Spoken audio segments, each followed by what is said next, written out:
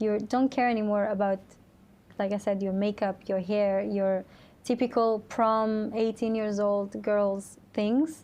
And you just wear a uniform every day for 2 years. You don't have, some people in the military can't even do their makeup, can't even do their nails.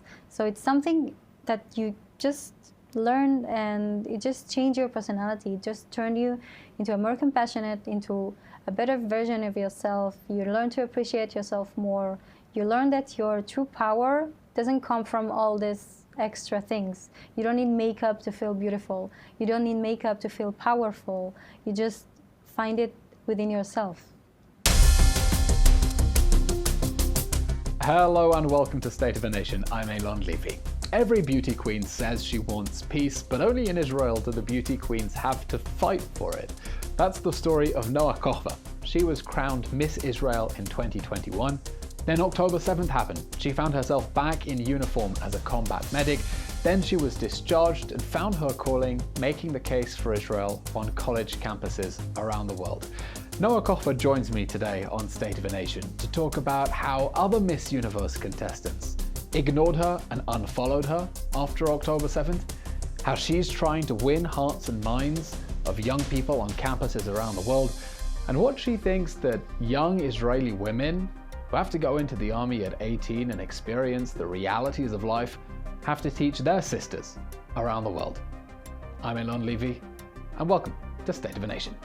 Breaking news out of Israel this morning. Shocking hostage taking. Hundreds of Israelis are dead. I want to bring in Israeli government spokesman. Eylon. What happens when the 4-day pause? How do you resolve this? Where does this go? Noa Cochva, welcome to State of a Nation. Thank you so much for having me. The original beauty queen of Jerusalem. Of Bnei Atarot. Of Bnei Atarot, beauty queen of Bnei Atarot. I think we've got a Netflix series right here. Maybe.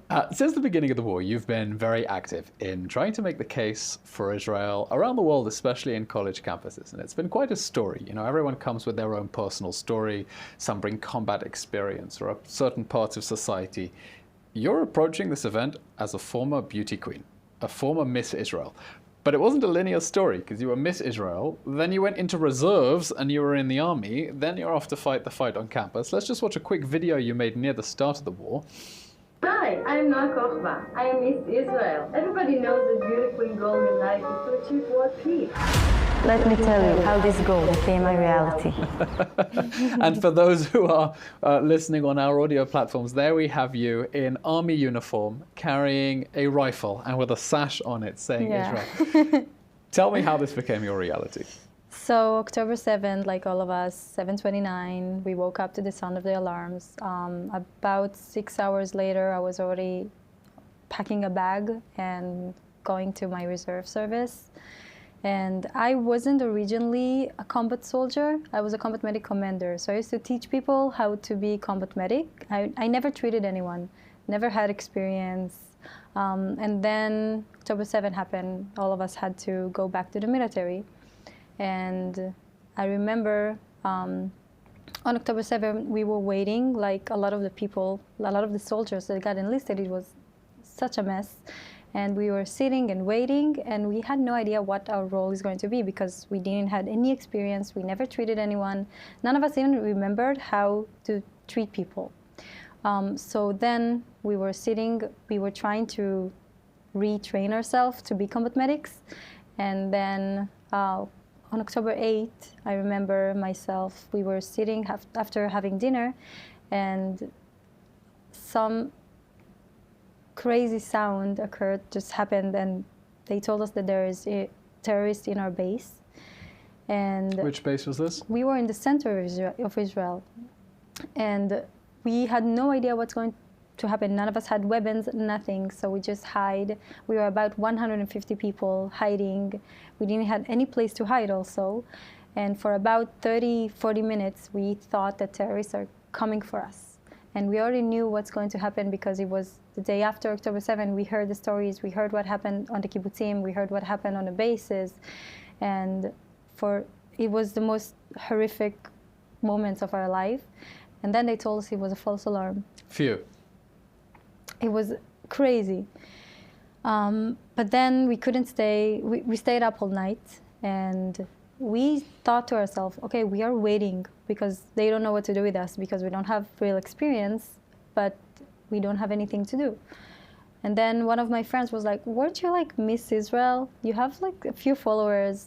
How is your English? And I was like, I don't know, my English is okay. And they were like, okay, let's film things about Israel. Let's try and educate people. While you were in the army? While we were in the army, while we were in the base, no makeup. That's so funny. Nothing. Weren't you Miss Israel once? Yeah, it was just a casual thing. You Yeah, happened to it's a ask your casual friends. thing. Weren't you Miss Israel once? Yeah, I was. With the uniform, we didn't have guns then, but then we were like, oh, that's actually a very smart idea. Because in the beginning of the war, we had like a month of us training, so we had spare time. So in between, we just tried to film contact and try to speak about Israel as much as we can. So hang on, what was your reserve service after the October 7th massacre? So October 7th massacre happened, and then 1 month we did retraining. So basically, they taught us how to be combat medic again, because it's been 4 years since my military service.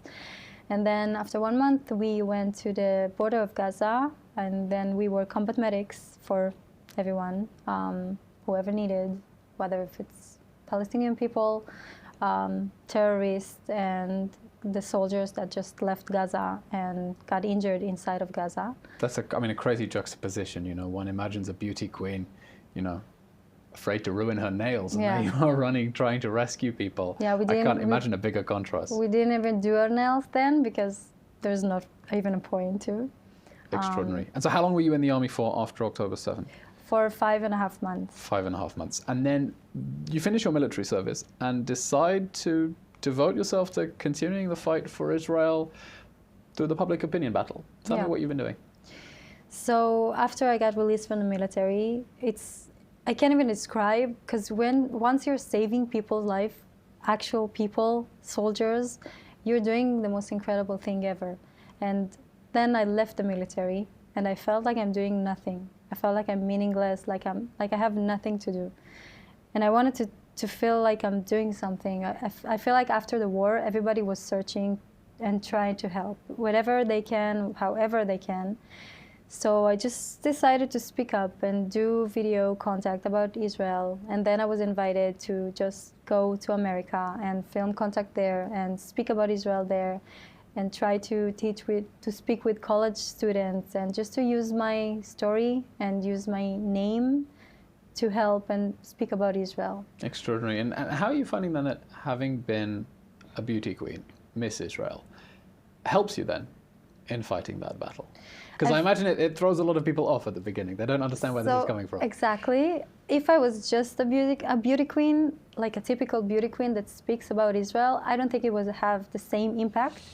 But to me, I feel like part of the story that people find inspiring is the fact that, like everyone else, for us, for Israelis, it's the most normal thing ever to stop your life and just go back to the military, just go back to fight. But for a lot of the people in America, they see it, and for them it's something different. And to see someone who was a model, who was a beauty queen, that's so far off being a combat medic soldier, just stop everything and go back to her reserve service. It gives them a lot of hope, and I feel like it teaches them so much about what it's like to be an Israeli.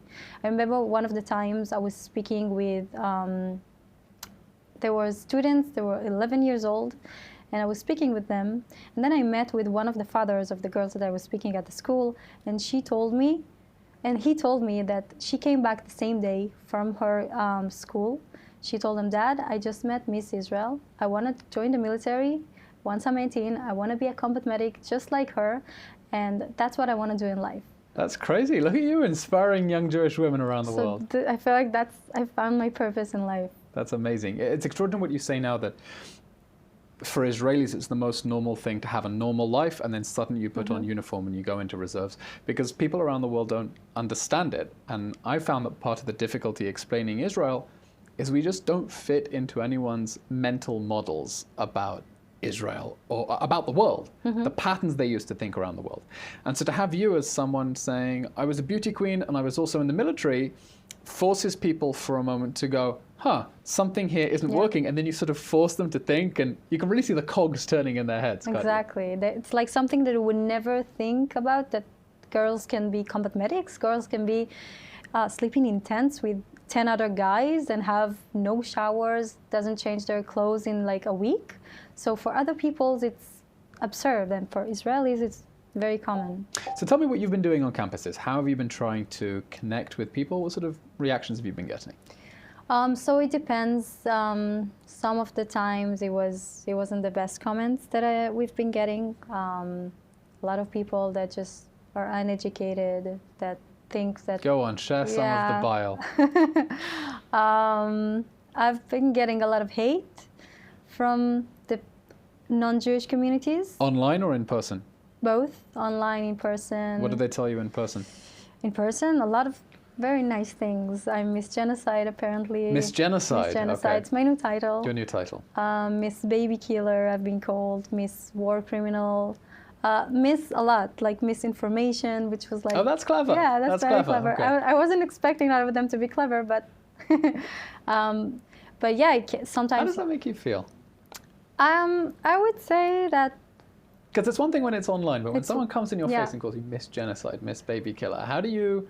Because I find one of the problems is trying to encourage Jewish students around the world to stand up in the face of the bullying. Yeah. And so I'm wondering how you cope with it. I think in the beginning it was a bit frightening because I was never even involved in any conflict, in nothing. But then I felt like these sort of situations that happened, or like whenever someone called me specific names like this, I just find it gives me more power to continue to doing what I'm doing. It's just like, I feel like they're so uneducated. They're saying the worst thing you can ever imagine.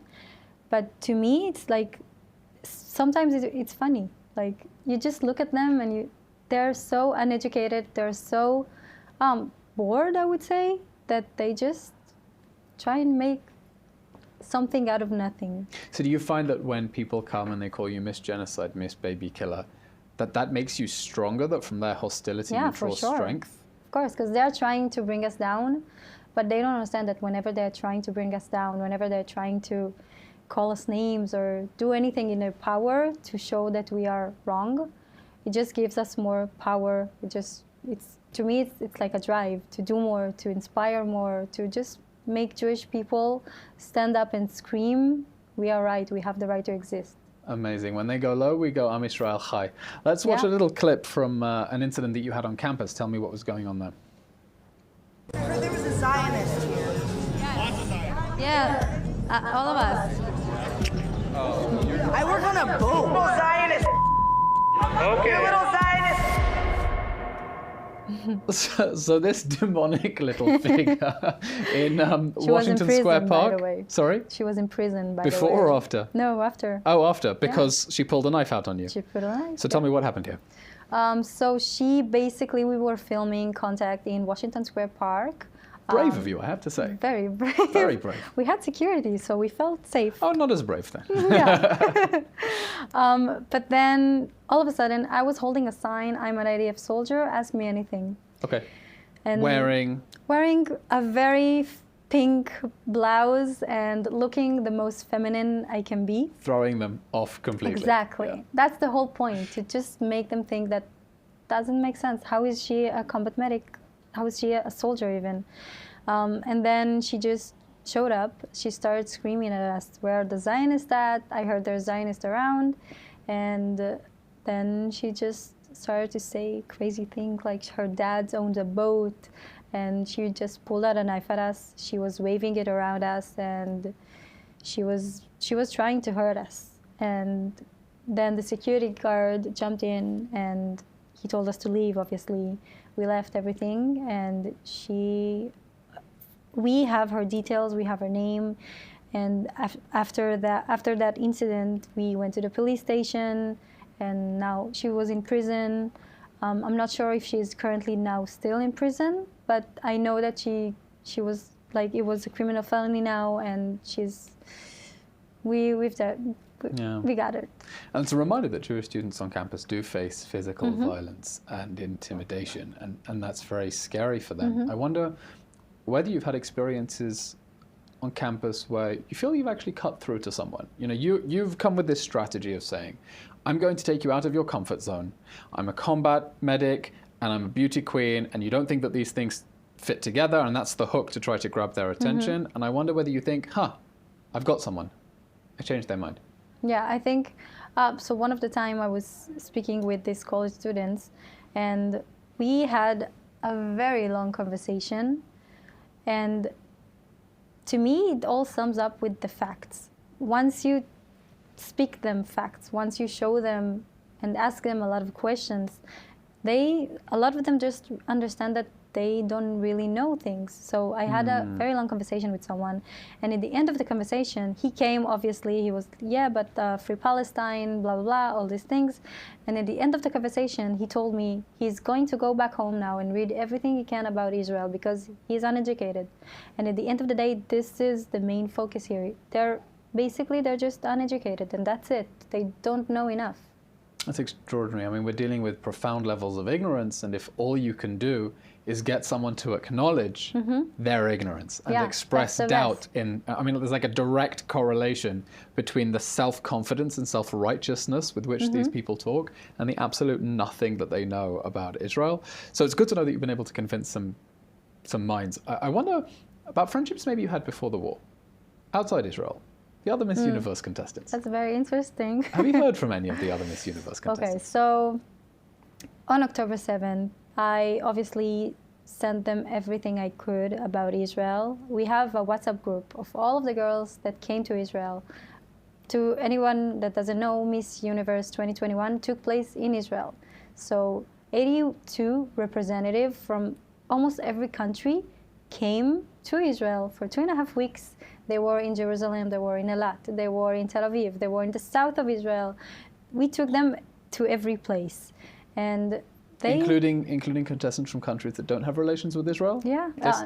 No, I think they didn't came. But Bahrain was here, and Egypt was here. And they told me, I saw them in Israel holding a flag, eating our food, speaking with the people. They said that they were falling in love with Israel, that Israel is an amazing place, that they have to go back after the competition just to experience Israel. And I honestly thought, back at the time, I thought that, okay, wow, that's like, that competition did an amazing thing, just connected so many people to Israel. Or that's what I thought. Because on October 7th, when we needed them the most, I sent them a WhatsApp group, told them, you were in Israel, say something, say that you know the people here, that we have an amazing coexistence here. And all I heard was silent. None of them spoke. And I can show you the WhatsApp messages. It's basically 2 months, me sending them every day an update about what's been going on in Israel, sending them people to follow, stand with us. I send them, stand with us, go follow, stand with us, go follow the IDF, just send so them they to the can... citizen spokesperson's office. I will. I don't know if they are willing to speak with me because almost 50% of them unfollowed me after I started doing advocacy for Israel. And so I thought that we had them, but it was too much for them. They couldn't speak up. And I personally, I felt very disappointed out of them. And I disconnected myself from them because to me, even my roommate, a person that shared a room with me for 2.5 weeks, she didn't say anything. And she told me, once I told her if she can only speak about the hostages, she told me that she can't get herself involved in politics. So I asked her, is people that been abducted from their houses are political issue to you? She never replied and she unfollowed me. So to me now, I don't know, I'm very disappointed out of them and this whole competition actually. It's really sad to hear you're saying you think you're cutting through to them because you're showing them the real Israel, you're giving them a taste of the culture and of the people here.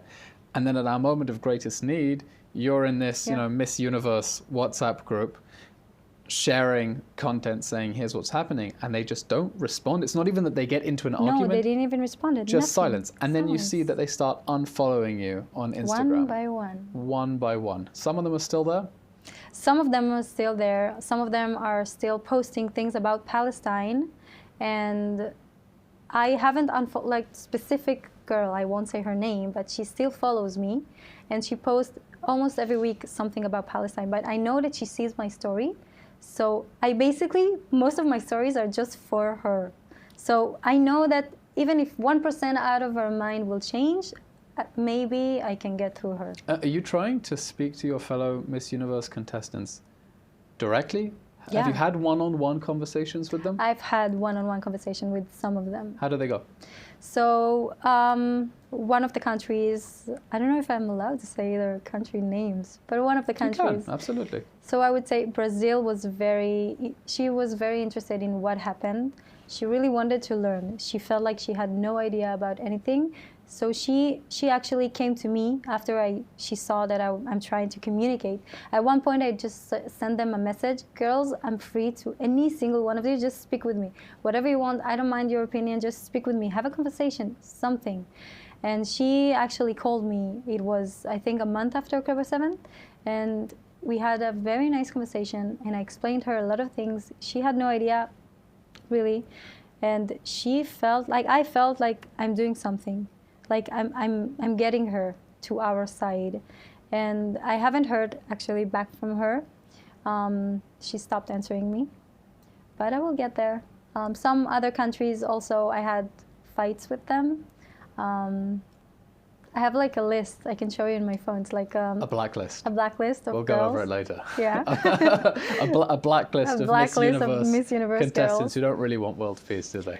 No, they don't. And I told them, you can't say that you're a feminist, or you can't say that you want world peace, as all this Miss Universe competition basically says, and then doesn't condemn October 7th, and none of them did. So I'm interested in this point because the reality that Israeli women live. Like Israeli girls don't get to grow up to be princesses, right? Yeah. Age 18, you have to go to the army outside, the ultra-Orthodox and the religious and the Arab communities.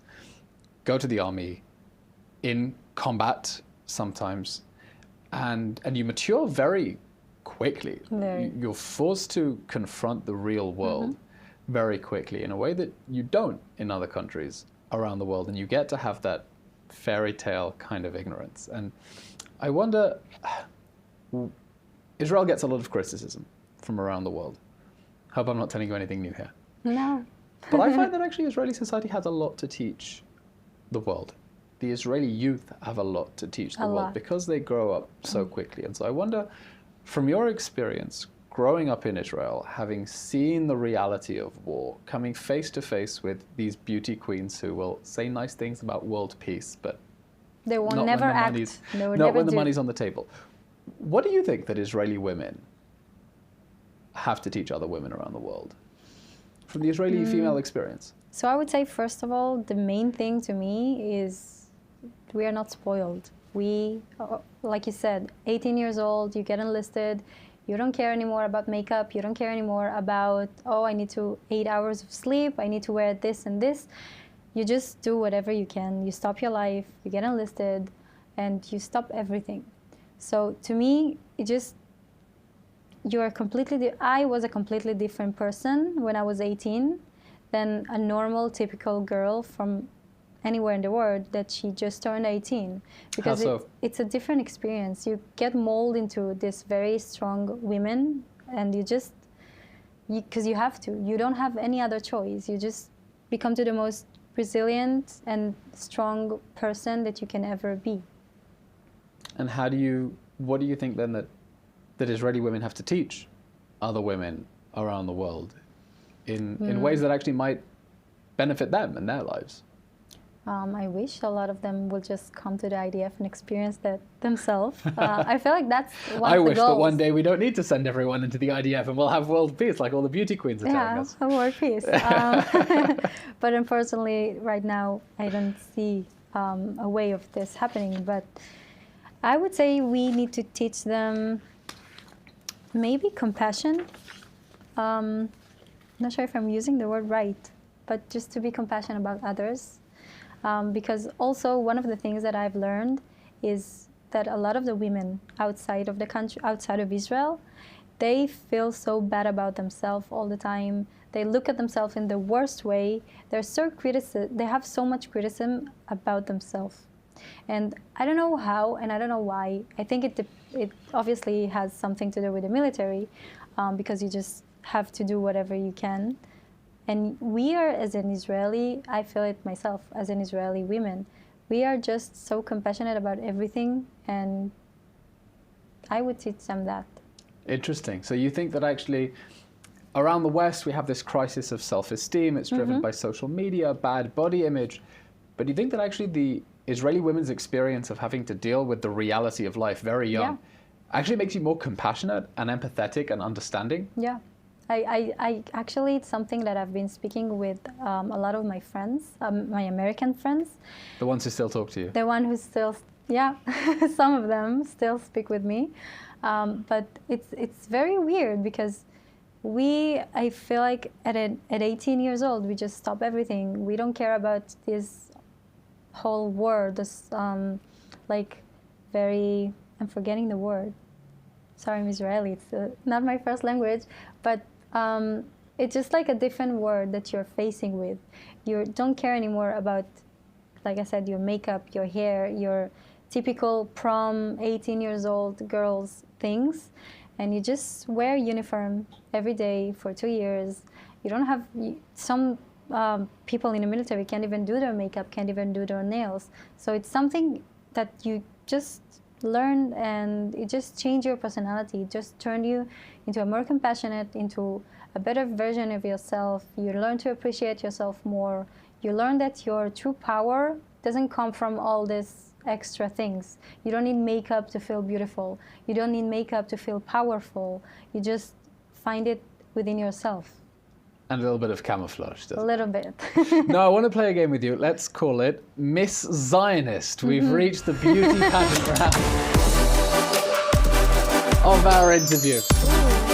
Every beauty pageant, the beauty queen gets asked questions about herself, but I want you to give me answers as Israel, since you're Miss Israel. So we're going to do a quick fire round. I want you to tell me, what is Israel's greatest strength? Greatest strengths, for sure, our chutzpah, I would say. The fact that we feel and we can do whatever we want, I feel like it's our strength because we don't care what other people think. That feeling of invincibility. Because you're going around the world trying to explain Israel to the world, but it doesn't come from a position that says, please, we really need your understanding, we want you to like us. That's who we are. No, but we need countries around the world to understand why Israel is doing what it's doing, because we need them to physically stand with us as we fight for our lives, not because we're being clingy and craving attention and their sympathy. What do you think is Israel's secret talent? I would say our unity. After October 7th, everybody, I felt like we are just, you can go to the middle of the street and hug random people and it will be okay. Because that's what it felt like after October 7th. Because everybody just wanted to be there for everybody, wanted to help in any way that they could. And I feel it's our unity. You still have people on the beach with placards offering free hugs on the weekend as well. We a lot of them. Ahavat chinam, free love. What is Israel's biggest weakness? Weakness. And don't give me one of those interview questions where actually it's a strength. What's Israel's biggest weakness? No, sometimes the same way that we spread love and unity, we can spread hate. And this is not the time to spread hate. We need to stay as united as we were on October 7th and after October 7th, because right now that always matters. We all have one goal. We all want the same thing. We all want our hostages back. So we can't spread hate right now. Who is your Israeli role model and why? Israeli role model. Can I say my dad? You can. So my dad he is my role model in life. He was 40 years in the military. He was a squad commander. He was the most amazing guy you can ever think of. He knows everything. He's the most Israeli guy, but in the most beautiful way. So he is my role model. What about a historical figure? That's Ben Gurion for sure. Okay, why? I'm just obsessed with this guy. Why? First of all, he didn't take no for an answer. He was the most Israeli guy you can ever think of. And he's basically the reason that we have everything here. No, he wouldn't take no for an answer. He would do everything he want. He just ignore everyone's opinions, and that's what we need right now in a leader. Yeah, and he really embodied the Israeli mentality of saying, we're going to make the impossible possible. Exactly. There is no obstacle that is too big when you put your mind to it. What is your opinion on the Hadids? I'm not sure if we can curse in this podcast. We'll bleep it out if we have to. It's once again a family that have too much power and very uneducated, spreading so much lies. I don't think there's one person in Israel that have good opinion about them. And it's amazing they managed to get so many people behind them. And where you are exploiting your reputation as a beauty queen, to advance the forces of good, they're using that to advance evil. But the funniest thing, they actually think that they're spreading good things. They actually think in their crazy mind that they're spreading right information. It's crazy. How do we address the problem of misinformation on social media? First of all, don't engage with them. I know it's a very Israeli thing to comment, to try and fight with people in the comments, but the thing is that whenever we do it, we just give them more engagement, and we just have to stop giving them this attention. The only thing we can do is just speak up as much as we can, try and raise awareness as much as we can, and just say our truth, because the truth will always win. Without engaging with them directly? Yeah. What about dealing with anti-Semitism on campus? That's also something that it's crazy to me, because Jewish students are going to campuses and they feel like they're in a completely different area. It's something that our grandparents had to face with, and it's something that right now we are no longer afraid of speaking the truth. And I feel like the college students have a lot of them on their shoulders. So first of all, they have to finish their degree, and this is something that a lot of people are forgetting, that they're basically college students. First thing, they have to finish their degree, they have to ace their tests, they have to show them, because we are actually, the reason that they hate us is because we're so better than them. So they have to show them that they're so good at what they're doing, and they have to finish their degree. So I would say to the college students, and I've been saying this a lot, because first, yeah, of course, they have to speak up. They have to use their ability to say the truth and say the facts. But at the same time, not everybody has to do it. Not everybody has to speak up. Some of them are very uncomfortable to speaking up. And advocacy comes with very little things. You can wear your Star of David, be nice to the guy in Starbucks, or be nice to the people that hate you on campus, and they will connect directly the fact that you're a Jew to the fact that you were nice to him. So that's also advocacy. So and I really think that's the biggest strength we have going, and I tell Jewish students everywhere I go, your biggest strength is that you are nice and sane and responsible, and the other side are nutters who have gone too far, and you need to help them understand that the nutters have gone too far because they're trying to disrupt everything. Yeah. And you're trying to enable people to get on with normal life. If there's one thing you could change about the world, what would it be? about the world, Yeah, the whole world. There aren't many problems knocking around nowadays. there's too many problems. How can I choose just one? I don't know, just wish people would be just nicer to each other, don't hate as much. Just if people would have been spreading love as much as they're spreading hate, I feel like the world has been in such a better place. If you won $1 million, what would you do with it? $1 million. Yeah. First thing, probably take my parents on a very nice vacation, because they haven't been, just doing something nice for them. You can get a very nice vacation for $1 Very million. nice. You But might even be able to afford El Al flights out of the country. maybe a lot. I'm not sure, like maybe just one way. But if I would have won $1 million, I don't know, maybe trying to donate for something that I believe in, try and spread love with it. If you could meet any person from Jewish history, who would it be? Apart from Ben Gurion. Okay, so like the obvious Golda, I would say. Someone who, like, she's really an inspiration as, the first Jewish woman, and She's just like a very strong woman, very powerful. So much to learn from her. Where do you see Israel in 5 years' time? Hopefully, with all the hostages back. Hopefully long before 5 years' time. Hopefully, yeah. Hopefully they will have been recovered and have an amazing life after. And hopefully that we no longer need to send our children to the military. And we have peace with the countries surrounding us. I'm a very optimistic person, so maybe it will happen. And that leads me directly to the most cliched question I could ask a beauty queen. How should you promote world peace? World peace. Just spread kindness, spread love, smile to every person you meet, say hi to the small people you see in the streets, and that's the only way. And what about Israel in terms of advancing normalization with the rest of the Arab world? And, you know, we're still surrounded by enemies who want to kill us. Yeah, so it's the same thing, but in a different platform. Every person that have a platform, I feel like there's so many people that have this platform and are not using it to spread things about Israel and to speak about Israel as much as they can. So I would say, first of all, speak about Israel as much as you can. Use your platform, use your voice, use every single tool you have, and yeah, let's hope for a better future. And maybe that's how Israel ends up advancing world peace in the region, by convincing the rest of the world. You know, there's this campaign that's trying to present Israel as the ultimate rogue state. Genocide, baby killing, apartheid, whatever. But to keep shining a light on what we call the beautiful face of Israel, and show them that actually all we want is to live in peace, and that we're fighting for that basic right of our people. We have to normalize Israeli people, because to a lot of people, Israeli people are monsters that have been to the military.